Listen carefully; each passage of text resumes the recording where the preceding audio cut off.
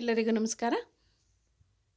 ನಾನಿವತ್ತು ಮದುವೆ ಮನೆ ಶೈಲಿಯಲ್ಲಿ ಈರುಳ್ಳಿ ಪಕೋಡವನ್ನು ಹೇಗೆ ಮಾಡೋದು ಅನ್ನೋದನ್ನು ಈ ವಿಡಿಯೋ ಮೂಲಕ ತಿಳಿಸ್ಕೊಡ್ತಾ ಇದ್ದೀನಿ. ಅದಕ್ಕೆ ತೆಗೆದುಕೊಂಡಿರುವಂಥ ಸಾಮಗ್ರಿಗಳನ್ನು ಹೇಳ್ತಾ ಹೋಗ್ತೀನಿ. ಇದಕ್ಕೆ ಒಂದು ದೊಡ್ಡ ಬೌಲ್ನಷ್ಟು ಕಡಲೆ ಹಿಟ್ಟನ್ನು ನಾನಿಲ್ಲಿ ಬಳಸ್ಕೊತೀನಿ.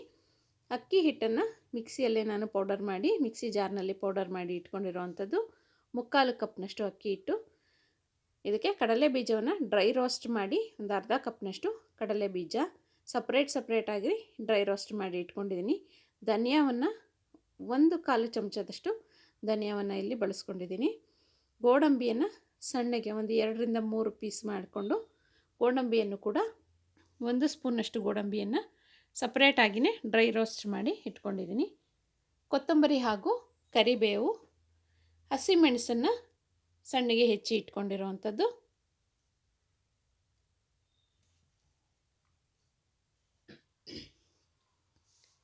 ಖಾರ ಯಾವ ಪ್ರಮಾಣದಲ್ಲಿ ಬೇಕೋ ಆ ಪ್ರಮಾಣದಲ್ಲಿ ಹಸಿಮೆಣಸನ್ನು ಬಳಸಿದ್ರೆ ಆಯಿತು. ಇದರ ಬದಲಾಗಿ ಅಚ್ಚ ಖಾರದ ಪುಡಿಯನ್ನು ಬೇಕಾದರೆ ಹಾಕೋಬೋದು. ಶುಂಠಿ ಬೆಳ್ಳುಳ್ಳಿ ಪೇಸ್ಟ್ 1 ಸ್ಪೂನ್. ಟೇಸ್ಟ್ ಚೆನ್ನಾಗಿ ಬರುತ್ತೆ ಅನ್ನೋದಕ್ಕೋಸ್ಕರ ಶುಂಠಿ ಬೆಳ್ಳುಳ್ಳಿ ಪೇಸ್ಟ್ ಹಾಗೂ ಗರಂ ಮಸಾಲವನ್ನು ಬಳಸ್ಕೋಬೋದು. ಗರಂ ಮಸಾಲ ಪೌಡರ್ ಅರ್ಧ ಟೇಬಲ್ ಸ್ಪೂನ್, ಸ್ವಲ್ಪ ಸೋಡಾ ಪುಡಿ, ಒಂದು ರುಚಿಗೆ ತಕ್ಕಷ್ಟು ಉಪ್ಪನ್ನು ಸೇರಿಸ್ಕೋಬೇಕು. 3 ಈರುಳ್ಳಿಯನ್ನು ಉದ್ದಕ್ಕೆ ಸ್ಲೈಸ್ ಮಾಡಿ ಉದ್ದಕ್ಕೆ ಕಟ್ ಮಾಡಿ ಇಟ್ಕೊಂಡಿರೋವಂಥದ್ದು. ಮೊದಲು ಒಂದು ಮಿಕ್ಸಿಂಗ್ ಬೌಲ್ಗೆ ಕಡಲೆ ಹಿಟ್ಟನ್ನು ಹಾಕ್ಕೋಬೇಕು. ಮೊದಲನೇದಾಗಿ ಎಲ್ಲ ಒಣ ಹಿಟ್ಟುಗಳನ್ನು ಹಾಕ್ಕೋಬೇಕಾಗತ್ತೆ. ಯಾವುದೇ ನೀರಿನ ಅಂಶವನ್ನು ಅಥವಾ ನೀರನ್ನು ಸೇರಿಸ್ಕೋಬಾರ್ದು. ಮೊದಲು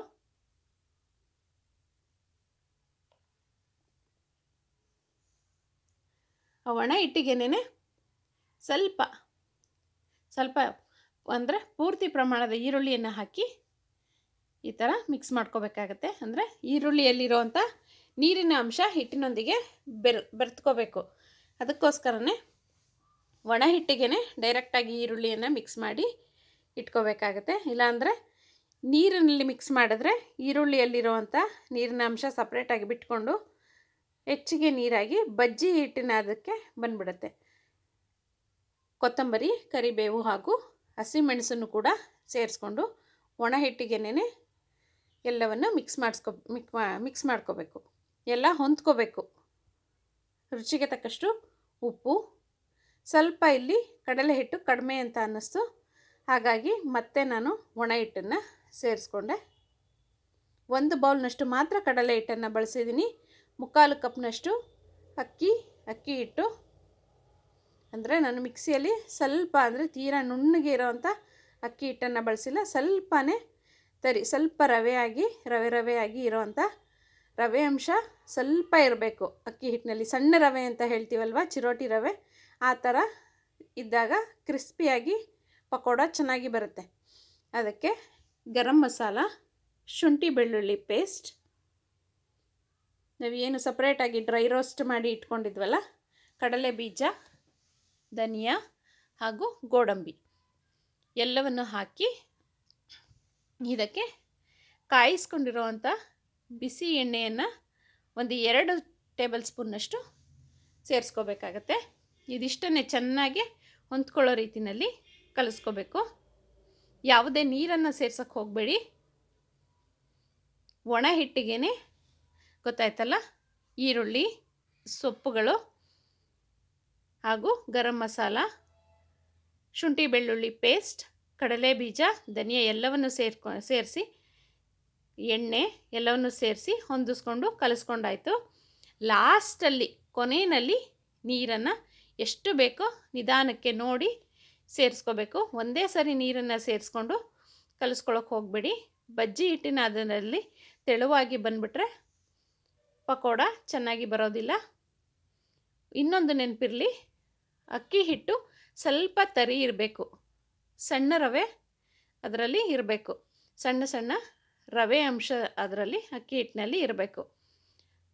ಅದಕ್ಕೆ ಆದಷ್ಟು ಸಣ್ಣ ಮಿಕ್ಸಿ ಜಾರ್ನಲ್ಲೇ ಒಣ ಅಕ್ಕಿಯನ್ನು ಹಾಕಿ ಸ್ವಲ್ಪ ಅದನ್ನು ಸಣ್ಣ ರವೆ ಇದರಲ್ಲಿ ಕನ್ಸಿಸ್ಟೆನ್ಸಿಯಲ್ಲಿ ಪೌಡ್ರ್ ಮಾಡಿಕೊಂಡ್ರೆ ಆಯಿತು. ಡ್ರೈ ಪೌಡರನ್ನು ಮಾಡಿಕೊಂಡ್ರೆ ಇದಕ್ಕೆ ಪಕೋಡಾಗೆ ಚೆನ್ನಾಗಿ ಬರುತ್ತೆ.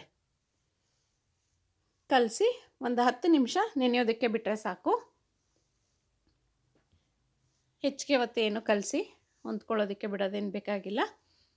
ಒಂದು ಬಾಣಲೆಯನ್ನು ಬಿಸಿಗಿಟ್ಟು ಗ್ಯಾಸ್ ಫ್ಲೇಮನ್ನು ಮೀಡಿಯಮ್ ಫ್ಲೇಮ್ನಲ್ಲಿ ಇಟ್ಟು ಅದಕ್ಕೆ ಬಾಣಲೆ ಬಿಸಿ ಆದ ನಂತರ ಕರಿಯೋದಕ್ಕೆ ಎಣ್ಣೆಯನ್ನು ಬಿಸಿ ಮಾಡೋದಕ್ಕೆ ಹಾಕಿ, ಇದಕ್ಕೆ ಪರ್ಫೆಕ್ಟ್ ಶೇಪ್ ಅಂತ ಏನಿಲ್ಲ ಪಕೋಡಾಗೆ, ಜಸ್ಟ್ ಹಿಟ್ಟನ್ನು ತೆಗೆಯೋದು, ಯಾವುದೇ ಒಂದು ಶೇಪ್ನಲ್ಲಿ ಬಾಣಲೆಗೆ ಬಿಟ್ಟರೆ ಆಯಿತು.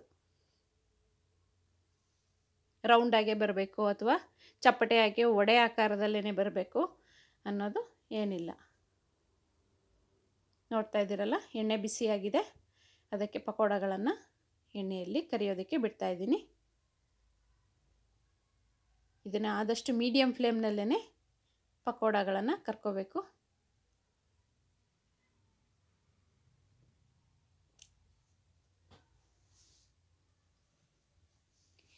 ನಾನು ಹೇಳಿರೋವಂಥ ಟಿಪ್ಪನ್ನು ಒಂದು ಸರಿ ಫಾಲೋ ಮಾಡಿ ನೋಡಿ. ಆದಷ್ಟು ಪಕೋಡವನ್ನು ಮಾಡಬೇಕಾದ್ರೆ ಒಣ ಅಕ್ಕಿಯನ್ನು ತೆಗೆದುಕೊಂಡು ಸ್ವಲ್ಪನೇ 1 ಕಪ್ಪು ದೊಡ್ಡ ಕಪ್ಪು ಕಡಲೆ ಹಿಟ್ಟಿಗೆ ಒಂದು ಅರ್ಧ ಅಥವಾ 3/4 ಕಪ್ನಷ್ಟು ಹಾಕಿದ್ರೆ, ಅಂದರೆ ಅಕ್ಕಿ ಹಿಟ್ಟಿನ ಪ್ರಮಾಣವನ್ನು ಜಾಸ್ತಿ ಹಾಕಿದ್ರೆ ಎಣ್ಣೆ ಕುಡಿದ್ಬಿಡುತ್ತೆ, ಎಣ್ಣೆ ಅಂಶ ಜಾಸ್ತಿ ಅಬ್ಸರ್ವ್ ಮಾಡ್ಕೊಳ್ಳುತ್ತೆ ಅನ್ನೋದಕ್ಕೋಸ್ಕರ ಕೆಲವರು ಅಕ್ಕಿ ಹಿಟ್ಟಿನ ಪ್ರಮಾಣವನ್ನು ಕಡಿಮೆ ಬಳಸ್ತಾರೆ.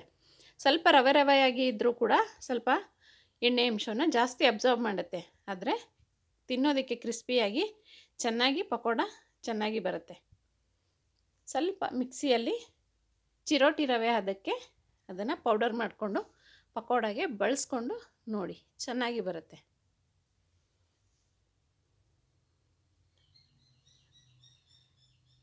ಕಲರ್ ಬಣ್ಣ ಚೇಂಜ್ ಆದ ನಂತರ ಅದನ್ನು ಇನ್ನೊಂದು ಕಡೆ ಬೇಯಿಸ್ಕೊಳ್ಳಿ.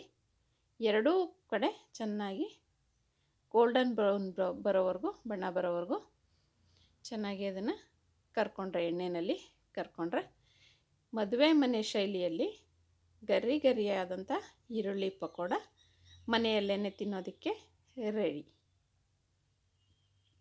ನೋಡಿದ್ರಲ್ಲ, ನನ್ನ ವಿಡಿಯೋಗಳನ್ನು ನೋಡ್ತಾ ಇದ್ದರೆ ಚಾನಲನ್ನು ಪ್ಲೀಸ್ ಮರಿದೆ ಚಾನಲನ್ನು ಸಬ್ಸ್ಕ್ರೈಬ್ ಮಾಡಿ, ಲೈಕ್ ಮಾಡಿ ಹಾಗೂ ನಿಮ್ಮ ಸ್ನೇಹಿತರ ಜೊತೆ ಶೇರ್ ಮಾಡಿ.